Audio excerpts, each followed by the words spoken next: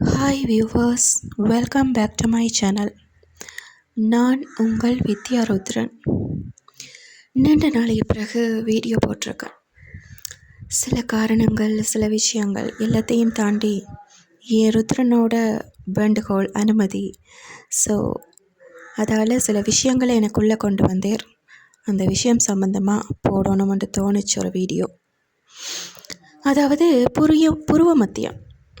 இதை பற்றி கணக்கு பேர் போட்டிருக்காங்க. நான் இல்லைன்னு சொல்லலை. ஆனால் இன்னொரு சூட்சமான ஒரு விஷயம் இருக்குது இதுக்குள்ளே.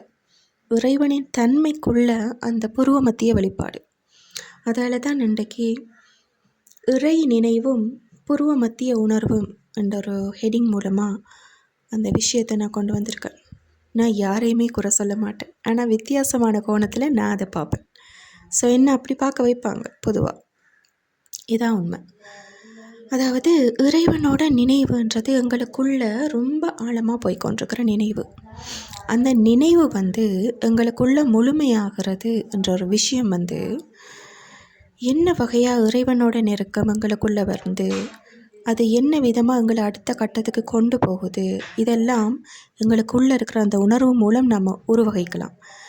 இப்போ தொடு உணர்வு, அதாவது இறைவன் எங்களை நெருங்கி வர்றது, நம்ம இறைவன் மேலே வச்சிருக்கிற அந்த நெருக்கத்தன்மை, அந்த உண்மையான பாசம், காதல், வெளிப்பாடு எல்லாமே இறைவனை ஒரு நெருக்கத்தன்மைக்குள்ளே எங்களுக்குள்ளே கொண்டு வரும். நம்ம அதை யோசித்து பார்த்தோம்னா எங்களுக்கு அது விளங்கும். 24 மணி நேரம் இறைவன் நினைவில் இருக்கிறதே பெரிய விஷயம் உண்மையாகவே இந்த உலகத்தில் இருக்கிறவங்களுக்கு. ஆனால் அப்படி இருக்கணும் என்றது தான் உண்மையான விஷயமே. நம்ம எல்லா வேலையுமே செய்யலாம். ஆனால் அந்த வேலைகளை செய்யும்போது இறைவன் நினைவிலேயே அதை நம்ம செய்யணும் என்றது தான் இதோட உண்மைத்தன்மை. நம்ம ஒரு இறைவனை யோசிக்கிறோம். அதாவது இறைவன் ஒருவரே நம்ம பல ரூபங்களில் பார்க்குறோம். அது ஏன் பார்க்குறோம்? எங்களுக்கு இப்போ மனிதர்களையே நம்ம பல வகையாக பார்க்குறோம். எல்லாரையும் ஒரே மாதிரி தான் நான் பார்க்குறேன்னு சொல்லிக்கொள்ள மாட்டேன். அது சும்மா சொல்கிறதுக்கு நல்லா இருக்கும். ஆனால் அப்படி யாருமே இந்த உலகத்தில் பார்க்குறது குறைவு பொதுவாக. ஸோ அதை தாண்டி நம்ம இப்படி யோசிக்கும்போது இப்போ இறைவனை கூட நம்ம பல வகையாக பார்க்குறோம். அம்மன், சிவன், விஷ்ணு, கிருஷ்ணர், அப்புறம் முருகன் அப்படின்னு சொல்லி ஒவ்வொரு ஆளையும் ஒவ்வொரு வகையாக பார்த்து கொண்டு தான் இருக்கிறோம். ஆனால் எல்லோரும் ஒன்று தான். ஸோ அதே மாதிரி தான் மனிதர்களும் எல்லா உயிரும் ஒன்று தான். அங்கே ஒரு பாகுபாடும் இல்லை. ஆனாலும் ஒவ்வொரு வகையான பாகுபாட்டில் தான் வெளியுலகம் பார்க்குது. இப்போ நம்மளும் இறைவன் என்ற விஷயத்தை பாகுபாடு பார்க்க தேவையில்லை. ஆனால் எங்களுக்குள்ளே கொண்டு வரத்துக்கு அவங்களோட உருவ ரீதியான அமைப்பை எங்களுக்கு கொடுத்துருக்காங்க. அதனால தான் எங்களால் முழு மூச்சாக அதில் மினக்கிட முடியுது. நார்மலாக இப்போ இந்த உருவம் இல்லை, அவர் உருவமற்றவர், எல்லாமே அவர் தான் என்றது எல்லாம் ஏற்றுக்கொள்ளலாம். நான் இல்லைன்னு சொல்லலை. ஆனால் எங்களுக்குள்ள முதல்ல அந்த விஷயத்தை கொண்டு போகிறதுக்கு உருவ ரீதியான விஷயந்தான் தேவை. அது மட்டும்தான் எங்களுக்குள்ள சில விஷயங்களை ஆக்டிவேஷனுக்குள்ளே கொண்டு வரும். அதாவது நம்ம எவ்வளவு தான் தொடர்ச்சியாக சில விஷயங்கள் கடவுளுக்கு முன்னுக்கு இருந்து யோசித்து என்ன தான் பண்ணினாலும் அந்த விஷயத்தை நம்ம தாண்டும் போது அந்த உருவ ரீதியான விஷயம் எங்களை தடுக்கும். அதை நம்ம ஆரம்பத்திலேயே கொண்டு வரும்போது எங்களுக்கு அந்த பாதை சுலபமாக இருக்கும்.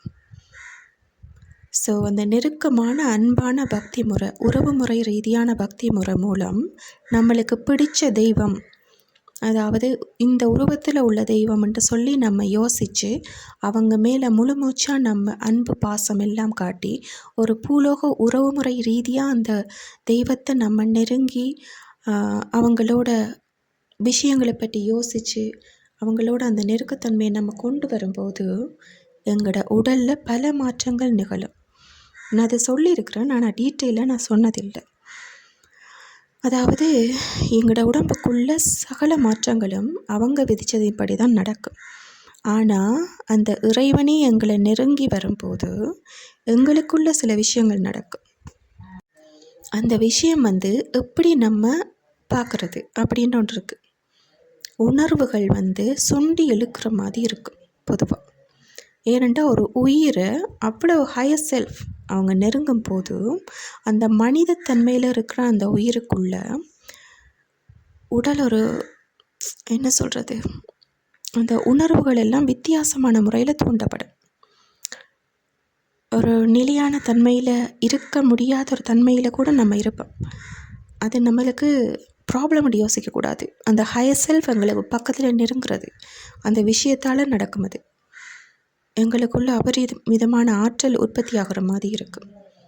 பல விஷயம் எங்களோட அடி ஆழத்திலிருந்து மேலே வரைக்கும் உள்ளங்காலிலிருந்து உச்சந்தலை வரைக்கும் சகல விஷயமும் மாறுபடும்.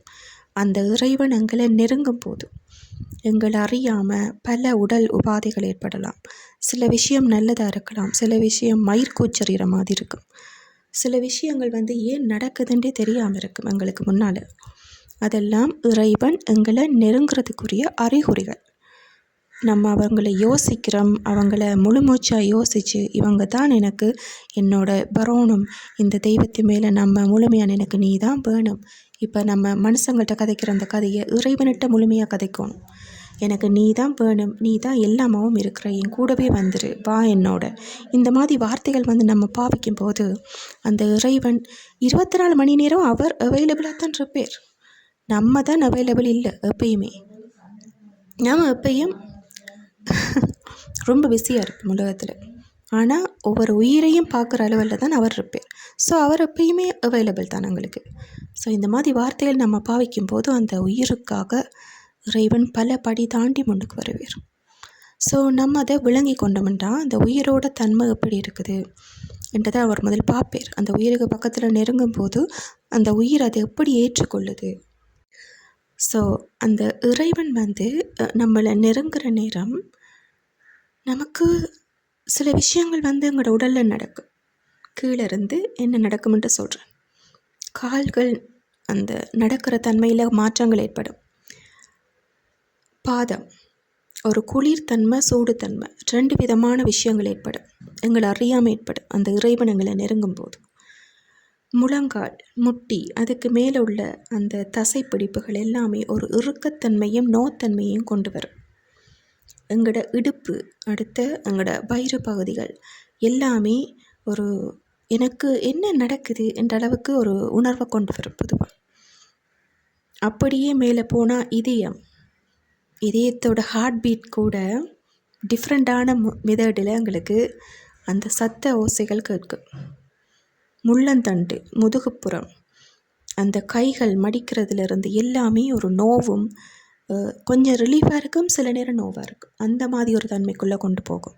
அப்படியே பக்க அந்த போன் இதுகள் எல்லாமே வித்தியாசமான மெத்தடில் எங்களுக்கு நோத்தன்மைகளை கொண்டு வரும். அந்த முள்ளந்தண்டோட மேல் பகுதியில் அப்படியே பின்கழுத்து பகுதி எல்லாமே அந்த நோத்தன்மைகள் ஒரு விதமாக கழுத்தை முறிக்கிற தன்மைக்குள்ளே கொண்டு போகும் ஒரு லைட்டாக. இது எங்களுக்குள்ள இறைவன் இறங்குறன்ற அர்த்தம் இல்லை. இது இறைவன் அந்த உயிருக்காக நெருங்கி வாரேர், முழுமையாக அந்த உயிருக்காகவே வாரேர் என்ற விஷயத்துக்கு நான் அந்த ஹியூமன் ஃபார்மில் இருந்தால் என்ன நடக்கும்ன்றதை சொல்லிகிட்ருக்கேன். அப்புறம் மெயினான விஷயம் இறைவனோட நெருக்கம் எங்களுக்குள்ள முழுமையாக போது, அதாவது அவர் எப்பயுமே எங்களோடையே இருக்க போகிறார் என்ற ஒரு விஷயம் இருக்குது. அதுக்கு எங்களுக்கு முக்கியமான மெயின் விஷயமே புருவ மத்தியம். அந்த புருவ மத்திய வெளிப்பாடு தான் அவரோட முழுமையான நிலை பெற்றிருக்கிற அந்த ஆற்றலை எங்களுக்குள்ளே வெளிப்படுத்தும். அது எங்களை சுற்றி நடக்கிற விஷயங்கள் எல்லாத்தையுமே வித்தியாசமாக காட்டும். அதாவது அந்த அழுத்தம் அந்த புருவ மத்தியத்தில் தான் எங்களோட உயிர் வெளிப்பாடு இருக்குது. ஸோ முதல்ல அந்த உருவ ரீதியாக பார்க்கும்போது தான் அவரோட நெருக்கம் வர்ற நேரம் பக்கத்தில் முழுமையாக போதுன்னா அந்த புருவ மத்திய வெளிப்பாடு எங்களுக்குள்ள அழுத்தத்தை ரொம்ப ஆழமாக கொண்டு போகும். வெட்டிச்சு சிதற மாதிரி கூட இருக்கலாம் அந்த புருவ மத்திய வெளிப்பாடு. அவ்வளவு அழுத்தமும் அதுதான் ஆக்னா சக்கரத்தோட ஒர்க். சக்கரங்களோட விஷயம் பற்றி நான் கதைக்கல, ஆனால் இறைவனோட நெருக்கத்தம்மை எங்களுக்கு முழுமையாகிட்டுன்றதை நம்ம அறியறதுக்குரிய விஷயத்தை பற்றி கதைக்கிறோம். அந்த புருவ மத்தியத்தோட அந்த தன்மை ரொம்ப வேகமாக ஒர்க் பண்ணும் எங்களுக்கு. நம்ம யோசித்து கூட பார்க்க இல்லாத அளவுக்கு சிவனோட அந்த நெற்றிக்கண் சரி நேருக்கு அந்த புருவ மத்திய அதிலிருந்து நெற்றியிலிருந்து மேல் அப்படியே எழுந்த அந்த இடம் மட்டும் சரி நேருக்கு அப்படியே கோடு போட்ட மாதிரி அந்த தன்மையோட வெளிப்பாடு ரொம்ப அதிகமாக இருக்குது. அது எப்பயுமே இருக்குது. ஏனெண்டா அவங்க எங்களுக்கு பக்கத்தில் முழுமையாகிட்டாங்க. எப்பயுமே இறைவன் நான் நினச்சா அந்த இடத்துல இருக்கிறேன் என்ற ஒரு விஷயத்தை குறிப்பிடுறது தான் இந்த தன்மை. எப்பயுமே அந்த தன்மை எங்களுக்குள்ள செயல்பாட்டிலேயே இருக்குது, முழுமையாக செயல்பாட்டில் இருக்குது. அதோட இன்னொரு விஷயம் சேர்ந்து நடக்கும்.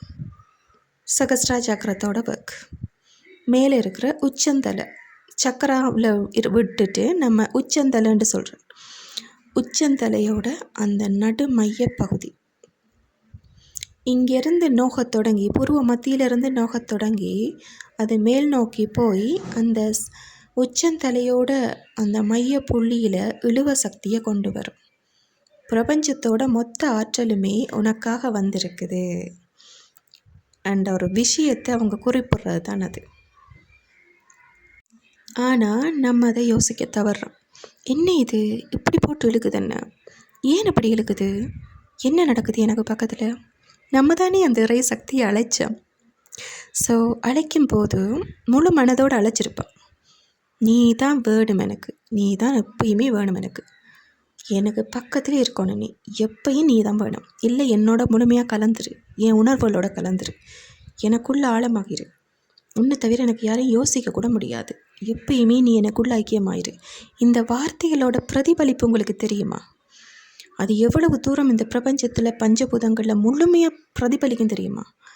அது அந்த பிரபஞ்ச முழு சக்தியுமே உங்களுக்கு பக்கத்தில் நெருக்கமான தன்மைக்குள்ளே கொண்டு வரும். ஜஸ்ட் ஒரு மனித உயிர் மாதிரி தான் இருக்கும் நம்ம.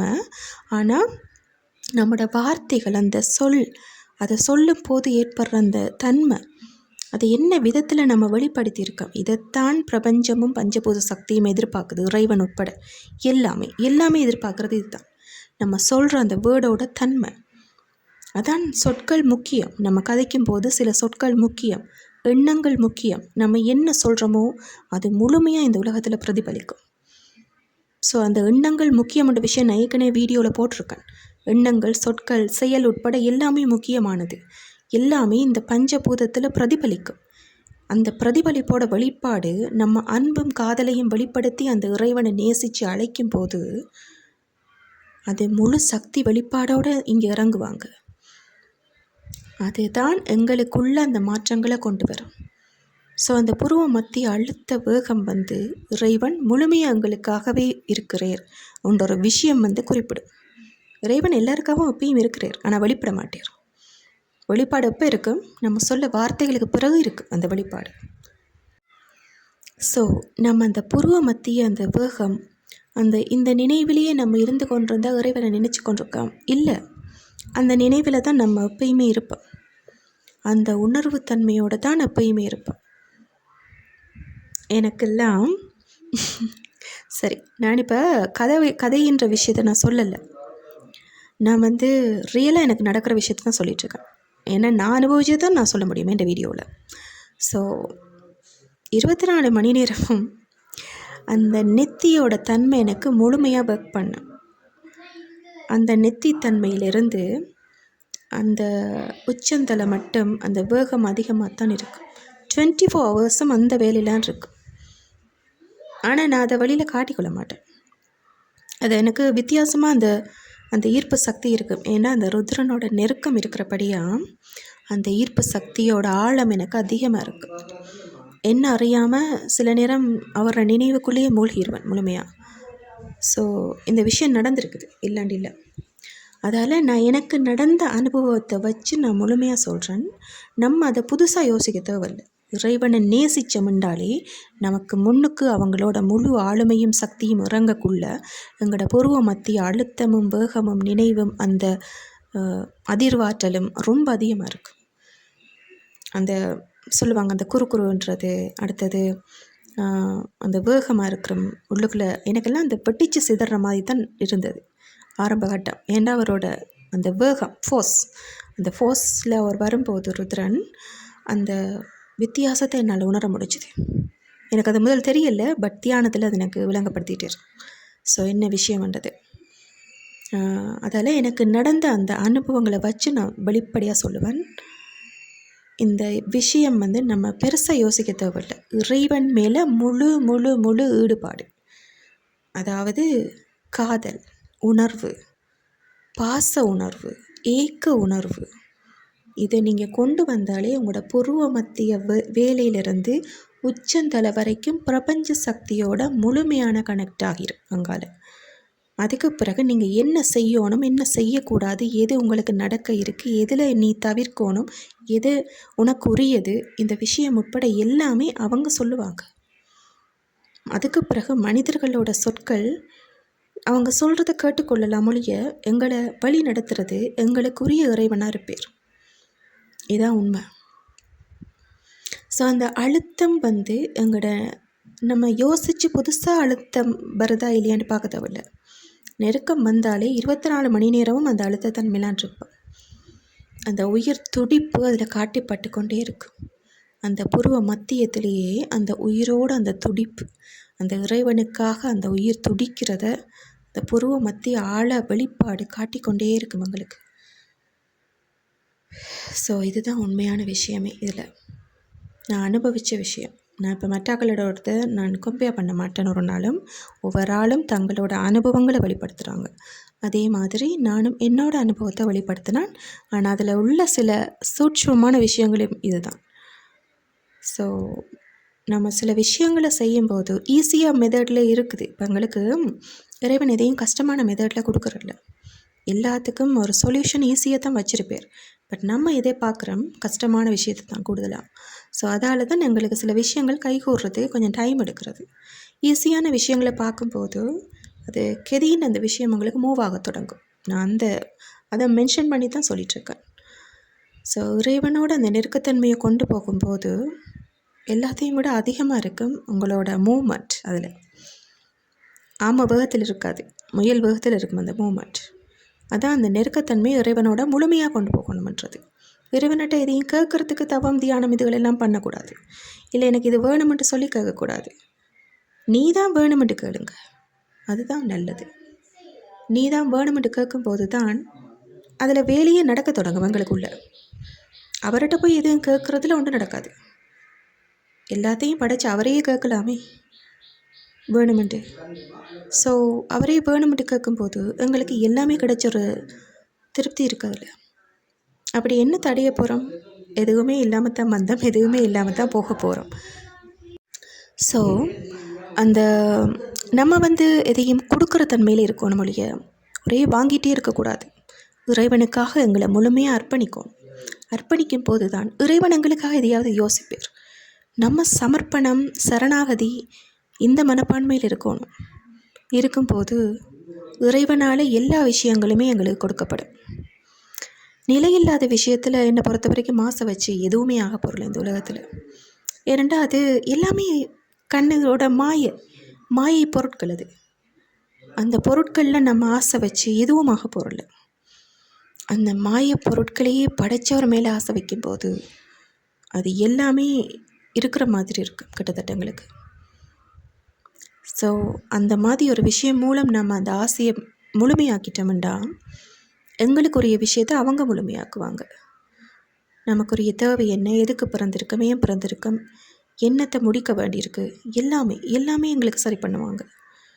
அதால் தான் அந்த இறைவன் மேலே ஆழமான காதல், பாசம், அன்பு, எல்லாமே என்ன இருக்குதோ, அன்புன்ற விஷயத்தில் என்ன இருக்குதோ எல்லாத்தையுமே வெளிப்படுத்துங்க.